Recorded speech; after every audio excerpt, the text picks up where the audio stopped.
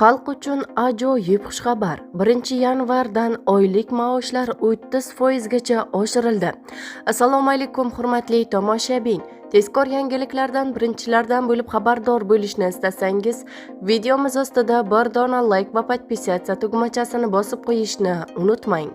Tibbiyot xodimlarining ish haqqi oshirildi. 2026-yilning 1-yanvaridan boshlab soha vakillarining maoshlari sezilarli darajada oshirildi.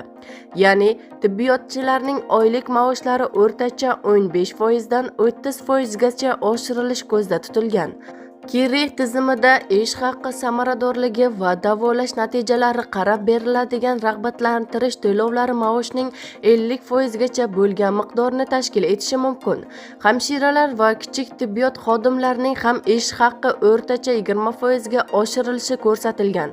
Bu haqida Prezidentning 9-noyabr kuni tibbiyot va farmatsevtika xodimlarini qo'llab-quvvatlash choralari to'g'risidagi qarorida qayd etilgan, deyiladi xabarda.